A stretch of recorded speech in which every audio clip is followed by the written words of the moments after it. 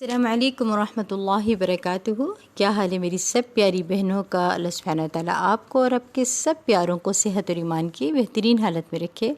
نحمدہ و نصلی علی رسولہ الکریم، اما بعد، فاعوذ باللہ من الشیطان الرجیم، بسم اللہ الرحمن الرحیم۔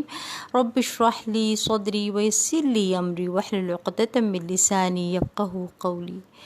پیاری بہنوں، آج انشاءاللہ ہم اعتکاف کے مسائل پڑھیں گے۔ اعتکاف کا معنی کیا ہے، پہلے ہم یہ جان لیتے ہیں۔ اعتکاف کا معنی ہے ٹھہر جانا، ٹھیک ہے، کہیں ٹھہر جانا یا جم جانا، کیونکہ ایک جگہ ٹھہر کر عبادت کی جاتی ہے تو اس لیے اسے اعتکاف کہتے ہیں، یعنی اللہ تعالیٰ کی رضا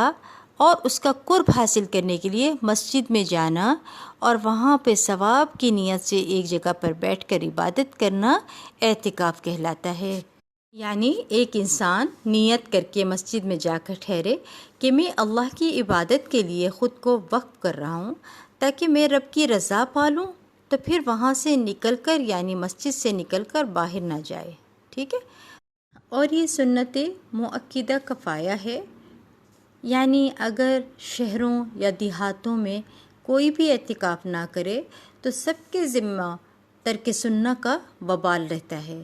اور اگر کوئی ایک شخص بھی اعتکاف کر لے تو سب کی طرف سے سنت ادا ہو جاتی ہے۔ اور مسنون اعتکاف مدت رمضان کا آخری عشرہ ہے، ٹھیک ہے۔ مسنون اعتکاف کی مدت کیا ہے؟ رمضان کا آخری عشرہ، اور اس مدت میں معتکف کو یعنی جو اعتکاف کر رہے ہیں ان کو دنیاوی کاموں، نفسانی خواہشات یا دل پسند مشاغل اور اہل و عیال سے الگ ہو کر خود کو اللہ کی عبادت کے لیے وقف کر دینا چاہیے۔ اعتکاف سنت مؤکدہ کفایہ ہے اور اس کی مدت 10 یوم ہے۔ حضرت ابو ہریرہ رضی اللہ عنہ فرماتے ہیں کہ نبی اکرم صلی اللہ علیہ وسلم ہر سال آپ جو ہیں 10 دن کا اعتکاف فرماتے، لیکن جس سال آپ صلی اللہ علیہ وسلم نے وفات پائی اس سال 20 یوم کا اعتکاف فرمایا، اسے بخاری نے روایت کیا ہے۔ اور پیاری بہنوں، اگر کسی کو اعتکاف کے لیے 10 دن میسر نہ ہوں تو انہیں جتنے بھی دن میسر ہوں اعتکاف کر لینا چاہیے، حتیٰ کہ ایک رات کا اعتکاف بھی درست ہے۔ حضرت عبداللہ بن عمر رضی اللہ عنہما سے روایت ہے کہ حضرت عمر رضی اللہ عنہ نے نبی اکرم صلی اللہ علیہ وسلم سے پوچھا، یعنی حضرت عبداللہ بن عمر جو تھے نا، حضرت عبداللہ جو تھے وہ حضرت عمر رضی اللہ عنہ کے بیٹے تھے، وہ اپنے باپ سے روایت کرتے ہیں کہ حضرت عمر نے جو ہے وہ آپ صلی اللہ علیہ وسلم سے پوچھا، ٹھیک ہے۔ کیا پوچھا؟ وہ پوچھتے ہیں کہ میں نے زمانہ جاہلیت میں مسجد حرام میں ایک رات کا اعتکاف کرنے کی نظر مانی تھی، پوری کروں یا نہ کروں؟ تو آپ صلی اللہ علیہ وسلم نے فرمایا اپنی نظر کو پوری کر، اسے بخاری نے روایت کیا ہے۔ تو پیاری بہنوں، اس سے یہ دلیل ملتی ہے کہ اگر 10 دن نہیں تو ایک رات ہی کے لیے اعتکاف کر لیں تو ایسا بھی کر سکتے ہیں، ٹھیک ہے۔ اور پھر رمضان میں اعتکاف کے لیے روزہ رکھنا ضروری ہے، اگر روزہ نہیں رکھتے ہیں تو پھر اعتکاف بھی نہیں کرنا ہے، ٹھیک ہے۔ حالت اعتکاف میں بیمار پرسی کے لیے جانا، جنازے میں شریک ہونا، بیوی سے مجامعت کرنا، بشری تقاضوں کے بغیر اعتکاف کی جگہ سے باہر جانا منع ہے۔ حضرت عائشہ رضی اللہ عنہا فرماتی ہیں اعتکاف کرنے والے کے لیے سنت یہ ہے کہ وہ بیمار پرسی کو نہ جائے، یعنی کسی کی عیادت کے لیے نہ جائے، کوئی خواہ کتنا بھی بیمار ہو، ٹھیک ہے۔ یعنی نہ کسی کے گھر جائیں گے اور نہ ہاسپٹل جائیں گے عیادت کے لیے۔ اور پھر فرمایا کہ جنازے میں شریک نہ ہو،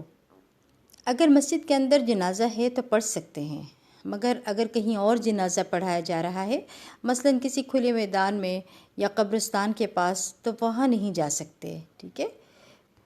اور بیوی کو نہ چھوئے اور نہ اس سے مجامعت کرے۔ اعتکاف کی جگہ سے ایسے ضروری کام یعنی قضائے حاجت، فرض غسل وغیرہ کے بغیر نہ نکلے، جس کے بغیر چارہ ہی نہ ہو، یعنی شدید حاجت کے بغیر گھر جو مسجد سے نہیں نکل کر جا سکتے، یعنی اس لیے بھی نہیں نکل سکتے کہ تھوڑی دیر کے لیے انسان کہے کہ میں ہوٹل وغیرہ میں جا کر آرام کر رہا ہوں۔ اور شدید حاجات کا کیا ہیں یہ بھی دیکھنی ہے، مثلا واش روم وغیرہ کے لیے جانا پڑ جائے یا نہانے کے لیے جانا پڑ جائے تو جا سکتا ہے، مثلا حرم وغیرہ میں انسان جب رہتا ہے تو اس کو جانا پڑتا ہے باہر واش روم کے لیے، مگر مسجد سے نکل کر گھر نہانے کے لیے نہیں جا سکتے، کیونکہ یہ اعتکاف میں جائز نہیں ہے۔ یعنی اگر کوئی ایمرجنسی ہو جائے، مثلا مسجد میں ایک دفعہ میں مسجد میں تراویح کے لیے گئی ہوئی تھی، اور وہاں مسجد کے اندر نا ایک دم سے شارٹ سرکٹ ہوا اور آگ لگ گئی نا وہاں پر، اور آگ بھی خواتین والی سائڈ پہ لگی، بہت زیادہ وہاں پہ آگ تھی،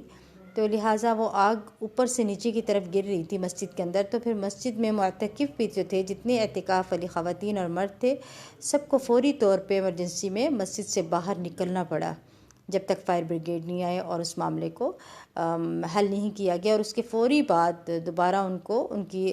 اندر جو ہے بٹھا دیا گیا، ٹھیک ہے۔ تو اس طرح کی ایمرجنسی کے لیے اللہ نہ کرے کہ کبھی ایسا ہو کسی کے ساتھ، لیکن کبھی ایمرجنسی ہو تو ایسی ایمرجنسی میں آپ باہر نکل سکتے ہیں، ویسے نہیں نکل سکتے ہیں، ٹھیک ہے۔ پیاری بہنوں، ہمارے ہاں ایک سوال ہر سال بہنیں کرتی ہیں کہ عورت اعتکاف گھر میں کر سکتی ہے؟ تو بات یہ ہے پیاری بہنوں، قرآن پاک میں اللہ تعالیٰ فرماتے ہیں سورۃ البقرہ میں، وَأَنْتُمْ عَاكِفُونَ فِي الْمَسَاجِدِ، کہ تم مسجدوں میں اعتکاف کرنے والے ہو، اور یہ حکم عام ہے، مرد اور عورت کے لیے برابر ہے۔ حرم مکہ ہو یا مسجد نبوی ہو، وہاں آپ نے دیکھا ہوگا خواتین کے لیے جگہ مخصوص کی ہوتی ہے اعتکاف کے لیے، اور کبھی ہم نے یہ نہیں سنا کہ خواتین گھروں میں اعتکاف کرتی ہیں۔ ہاں، یہ بات الگ ہے کہ اگر کسی علاقے میں قریب کوئی جامع مسجد ہی نہیں ہے، یا اگر کوئی مسجد ہے تو اس میں عورتوں کے لیے کوئی جگہ نہیں، اور وہ اپنے طور پر جو ہے وہ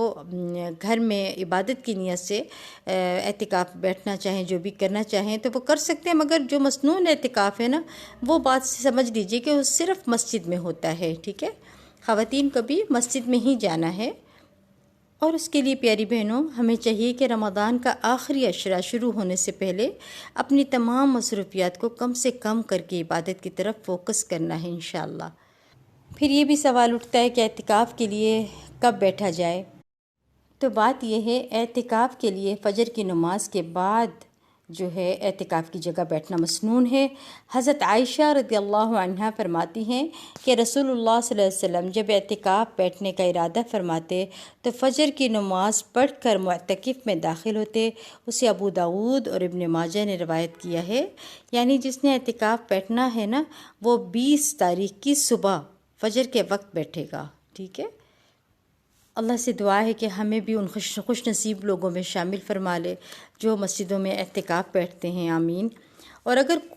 کوئی خود اعتکاف نہ کر سکے تو اس کو چاہیے کہ جو لوگ اعتکاف میں بیٹھے ہوئے نا، ان کی مدد کر دے، اسی طرح آپ کو بھی اجر ملے گا۔ اور کوشش کریں کہ جگہ بدل کر اعتکاف جو کر رہے ہیں نا وہاں پر مسجد کے اندر، کبھی اس جگہ بیٹھ کر قرآن پڑھ لیں، کبھی اس جگہ بیٹھ کر قرآن پڑھ لیں، ٹھیک ہے۔ اس طرح سستی نہیں ہوگی ان کو۔ اس کے علاوہ بھی جو ہے نا، اپنے وقت کا جتنا بھی جو بھی کام آپ نے کرنے ہیں اس کے اوقات جو ہے وہ مقرر کر لیں، یعنی رات کا قیام اور پھر سحری، فجر کی نماز، قرآن کی تلاوت، اور پھر اشراق پڑھ کر سوئے، ٹھیک ہے۔ پھر اٹھ کر ذکر اذکار، قرآن کی تلاوت، دینی کتابوں کا مطالعہ، ٹھیک ہے، اس طرح سے کرتے جائیں، اور پھر ظہر کی نماز پڑھیں، اس کے بعد ذکر اذکار کریں، اور اگر تھک جائیں تو لیٹ کر قرآن کی تلاوت کر لیں۔ غرض یہ ہے کہ جو معتکف ہے نا، اس معتکف کو چاہیے کہ نوافل بھی کثرت کے ساتھ پڑھے، قرآن کی تلاوت بھی کرے، دعائیں بھی کرے، ذکر اذکار بھی کرے، اور دینی کتب کا مطالعہ بھی کرے، اور زیادہ وقت جو ہے وہ قرآن پر غور و فکر میں گزارے، کیونکہ یہ ہمارے دین میں عبادت ہے قرآن پر غور و فکر کرنا، اور اس سے آپ کی ایمان کا لیول بھی بڑھے گا، اور پھر انشاءاللہ اللہ کا قرب بھی حاصل ہوگا۔ اور کوشش کریں کہ فضول کاموں سے پرہیز کریں، بلا وجہ کے بحث مباحثے نہ کریں، اور فون پر بھی چیٹ نہ کریں، یعنی بلا ضرورت فون پر میسج نہ کریں، کیونکہ اگر منہ سے زیادہ بات کرنا منع ہے تو ہاتھوں سے بھی بلا ضرورت باتیں نہ کریں۔ کچھ دن کے لیے جو ہے اپنے موبائلوں میں غیر ضروری جو پروگرامس ہیں ان کو ختم کر دیجئے، ٹھیک ہے، اور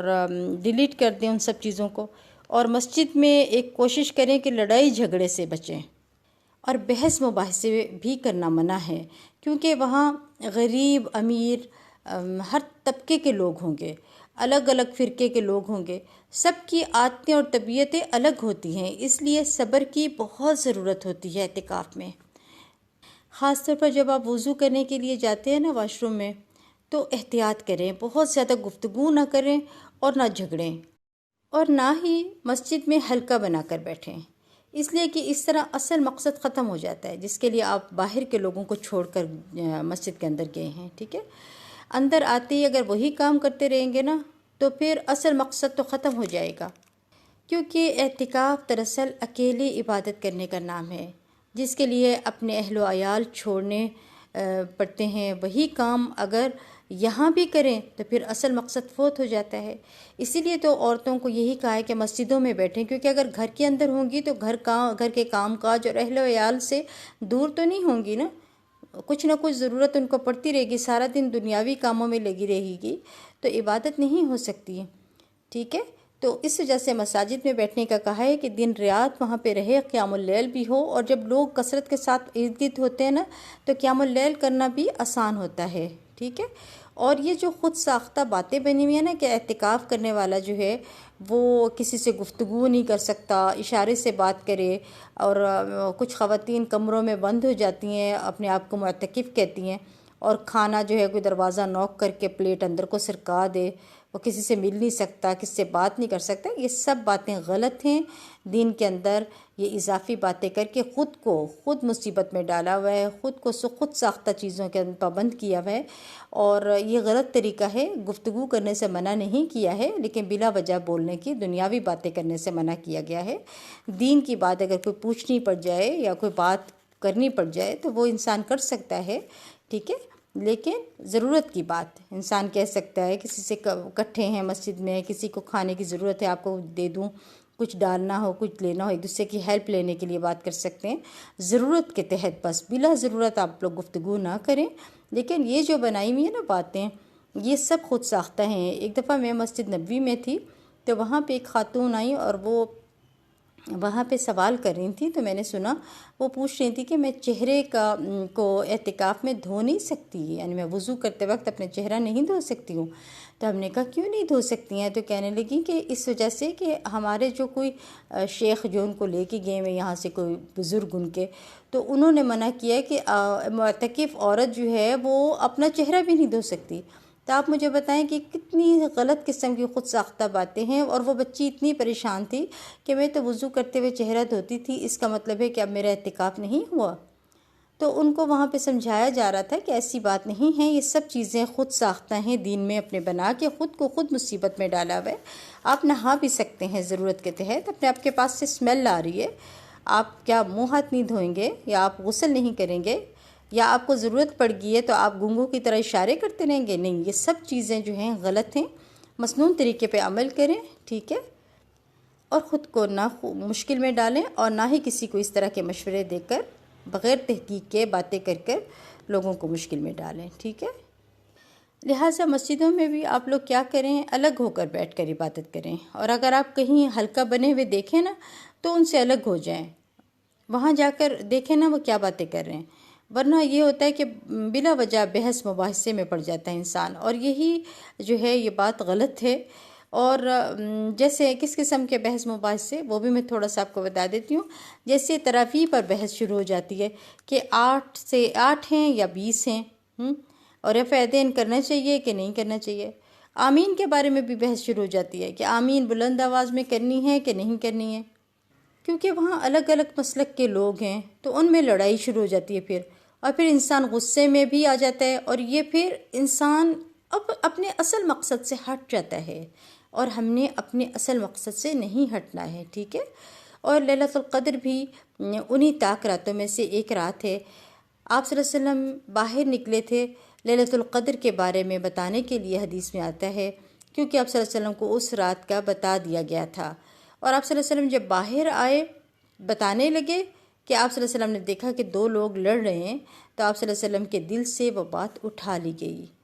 اور ورنہ ہمیں جو ہمارے لیے کتنی آسانی ہو جاتی، اس رات کا پتہ چل جاتا۔ جیسے ہمیں حج کے دن کا پتہ ہے نا، ہم سب کو معلوم ہے حج کے دن کا، اور حاجی بھی اس دن جو ہے وہ گناہ معاف کروانے کے لیے سب حج پہ عرفات کے میدان میں پہنچ جاتے ہیں، سب کو پتہ ہے نا ایک دن کا۔ اسی طرح ہمیں بھی لیلۃ القدر کا پتہ ہوتا، اگر ایک رات کا پتہ چل جاتا تو ہم بھی اس ایک رات میں عبادت کر کے گناہ معاف کروا لیتے۔ اب دیکھیں کہ دو لوگوں کے جھگڑے کی وجہ سے یہ نعمت اٹھا لی گئی۔ آپ لوگوں کو جو ہے وہ کوشش کرنی ہے کہ مسجد میں لڑائی جھگڑے سے بچنا ہے، کیونکہ آپ لوگ جو ہے اپنے گھروں کو چھوڑ کر مسجد میں جاتے ہیں انہی چیزوں سے محفوظ رہنے کے لیے کہ گھر کے اندر پھر یہ معاملات ہونے کا خطرہ ہوتا ہے۔ مگر اگر وہاں جا کر بھی پھر وہی چھوٹی چھوٹی باتوں پر جھگڑے کرنے لگ جائیں، تو یہ اختلاف کرنے لگ جائیں، تو پھر اعتکاف کا مقصد جو ہے ختم ہو جائے گا۔ اور لوگوں سے بہت زیادہ میل ملاقات سے بھی پرہیز کریں وہاں پر، اور صبر کا مظاہرہ کرنا ہے سب سے زیادہ وہاں پہ۔ اور ایک بار پھر میں آپ کو بتا دیتی ہوں، یہ جو آیت میں نے پڑھی ہے نا سورۃ البقرہ کی، وَأَنْتُمْ عَاكِفُونَ فِي الْمَسَاجِدِ، یعنی تم مسجدوں میں اعتکاف کرنے والے ہو۔ اس آیت سے پتہ چلتا ہے کہ اعتکاف مسجدوں میں ہی ہوتا ہے، ٹھیک ہے۔ حضرت عائشہ کی روایت سے یہ پتہ چلتا ہے کہ عبادت خواتین بھی کر سکتی ہیں، یعنی اس میں مسجد میں۔ اور وہ کیا ہے؟ حضرت عائشہ رضی اللہ عنہ سے روایت ہے کہ نبی اکرم صلی اللہ علیہ وسلم رمضان المبارک کا آخری عشرہ 21 سے 30 رمضان المبارک تک اعتکاف فرمایا کرتے تھے، یہاں تک کہ آپ صلی اللہ علیہ وسلم نے وفات پائی۔ آپ صلی اللہ علیہ وسلم کے بعد آپ کے ازواج مطہرات نے اعتکاف کیا، یعنی ان کی بیویوں نے بھی اعتکاف کیا، اسے مسلم نے روایت کیا ہے۔ مزید یہ کہ آپ لوگوں کے کرنے کے کام جو ہیں اعتکاف میں، جیسے میں نے کچھ پہلے بتائیں یا مزید بتاتی ہوں، وہ یہ کہ قرآن کا کچھ حصہ یاد کرنے کی کوشش کریں، خاص طور پر ظہر کے وقت۔ اس وقت میں آپ چونکہ اپنی نیند پوری کر چکے ہوتے ہیں صبح کے ٹائم اشراق کے بعد جو ہے، تو پھر اس ٹائم پہ آسانی کے ساتھ آپ یاد کر سکتے ہیں۔ اور پھر عصر کی نماز کے بعد جو ہے نا ذکر کریں، زیادہ ذکر کریں، تسبیحات کریں، ٹھیک ہے۔ کوئی بھی آپ ذکر پڑھنا شروع کر دیں، جیسے سبحان اللہ و بحمدہ ہے، اور اس کے علاوہ لا الہ الا اللہ وحدہ لا شریک لہ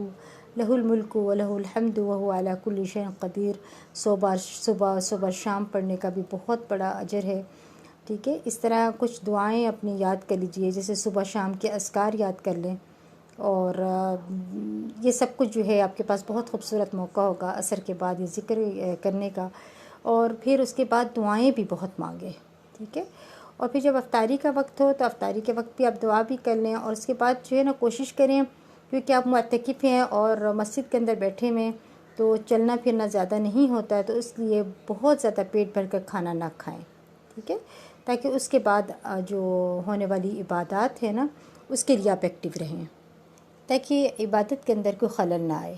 اس کے بعد آپ کوشش کریں کہ آپ باجماعت جب نماز کے لیے اور تراویح قیام اللیل کے لیے آپ تیاری کریں، اور ساتھ ساتھ اپنی زبان سے ذکر اللہ کا جاری رکھیں، اور اپنا قیام کے بعد جب طاق رات ہوتی ہے تو طاق رات میں تو آپ کو پتہ ہے پوری رات عبادت ہوگی، اور بار بار جو ہے نوافل پڑھائے جا رہے ہوں گے باجماعت، وہ لیکن طاق رات کے علاوہ کوئی رات ہے تو آپ اس کے اندر پھر یہ ہے کہ